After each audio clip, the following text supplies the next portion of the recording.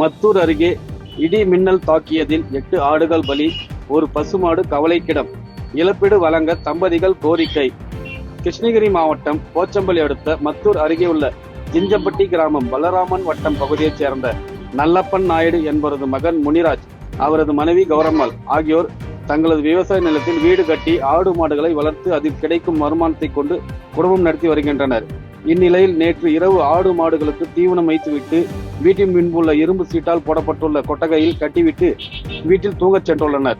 இரவு சுமார் 2 மணி அளவில் திடீரென இடி மின்னல் சத்தம் கேட்டுள்ளது. பின்னர் வீட்டிலிருந்து வெளியே வந்து பார்த்த பொழுது கொட்டகையில் கட்டப்பட்டிருந்த 2 லட்சம் மதிப்பில் ஆன 8 ஆடுகள் இறந்து கிடந்தது. மேலும் 1 லட்சம் மதிப்பிலான பசுமாடு உயிருக்கு ஆபத்தான நிலையில் இருந்ததை அடுத்து இது குறித்து சிகரலப்பள்ளி கால்நடை மருத்துவர் ஜெயராமனுக்கு கொடுத்த தகவலின் பெயரில் அங்கு வந்து அவர் பிரேத பரிசோதனை செய்து ஆடுகள் மண்ணில் புதைத்தனர். மேலும் மாட்டிற்கு தேவையான மருத்துவ சிகிச்சை அளித்தார்.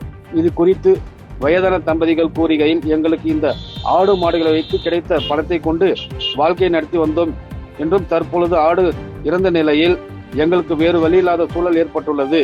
அரசு இழப்பீடு வழங்க வேண்டும் என தமிழக அரசு கோரிக்கை விடுத்துள்ளனர்.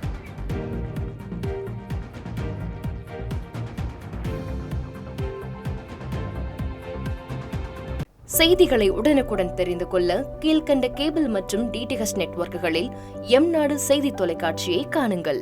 பாதகம் செய்பவரை கண்டால் நாம் பயம் கொள்ளலாகாது பாப்பா. மோதி மிதித்துவிடு பாப்பா, அவர் முகத்தில் உமிழ்ந்துவிடு பாப்பா. அண்மை செய்திகளை உடனுக்குடன் தெரிந்து கொள்ள இணைந்திருங்கள் எம்நாடு தொலைக்காட்சியுடன்.